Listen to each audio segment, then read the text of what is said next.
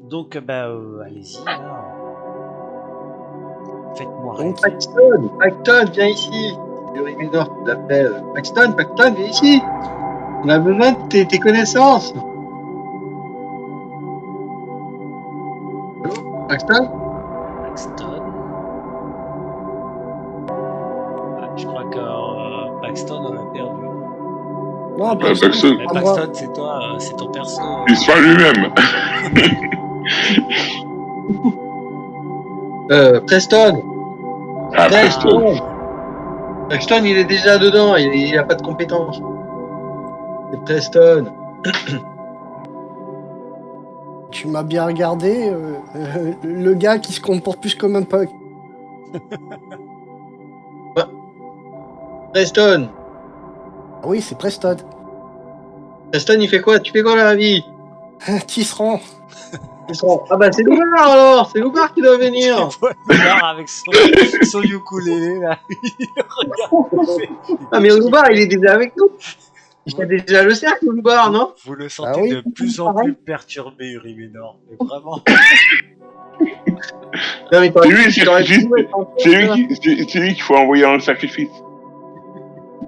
Je regarde qui c'est qui vient de dire cette phrase. Non, il n'y a personne. Dans la foule, c'est un peu compliqué, là. Non, parce que tous les autres, ils le regardent, non, quand il a dit cette phrase. Non, il se cache. Donc, c'est Loupard, le guitariste du groupe. Vas-y, fais-nous une sorte de mélodie poémesque sur Aziz Daka et on lui offre le torque. Allez, vas-y, fais-nous un truc. Vous lui offrez Alors- qui? Alors justement, Ah oui, la vu torque, que oui, pardon. j'ai pas été du tout là depuis le début, c'est qui Aziz Dahaka? Aziz Dahaka, c'est. Je crois que c'est le dieu, en fait, Le des dieu des abysses. tempêtes. Ouais, et des tempêtes. Des tempêtes et tout. Le prince démon des tempêtes et de la désolation. Voilà. Alors déjà, Louba regarde Canonix. Il a arrêté de saigner il y a un moment normalement Canonix. Oui. Du coup, Il est je tout récupère, je récupère le bandage bien ensanglanté. Ouais. Donc je vais m'en servir de plateau d'argent, ou plutôt plateau sanglant pour présenter l'offrande. Alors, rappelle-moi, c'est quel personnage qui va faire ça? Loubar. Le guitariste du groupe. Loubar. Adieu. C'est celui qui a la plus belle voix, qui sait le mieux aligner des phrases et tout.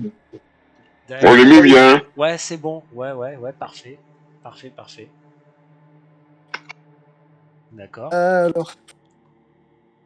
Grand Aziz Dahaka, seigneur des profondeurs inégalées, accorde-nous le passage vers l'autre côté en échange de ce maigre présent.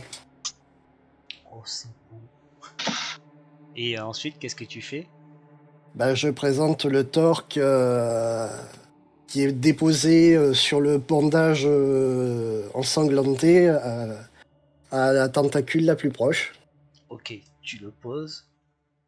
En fait, t'as des petits tentacules qui sortent en fait de chaque côté, qui glissent en fait mollement le long du pont et qui récupèrent en fait le torque. Puis il part comme ça directement dans l'eau. Et puis les gros tentacules se desserrent comme ça, voilà, dans un craquement sinistre. Et le bateau en fait tangue de droite à gauche jusqu'à ce que les deux grosses tentacules libèrent le bateau. Et le bateau continue à avancer en direction de la lumière. Et au bout de quelques instants, donc bien sûr le calme est revenu, les tambours se font de plus en plus pressants. Il se passe environ une bonne petite heure. Et au fur et à mesure que la lumière grandit, vous comprenez qu'en fait c'est une lumière qui éclaire en fait le sommet d'une ziggourate, d'une grande tour en fait, avec des palissades qui sont autour. Et vous devinez qu'il y a du monde, vous n'arrivez pas trop à voir tout au long des palissades, et en haut en fait de la palissade, vous devinez une sinistre silhouette qui est éclairée en fait à même dans une grande lueur de flamme. Mais bien sûr, ceci est une autre histoire. Donc la suite au prochain épisode.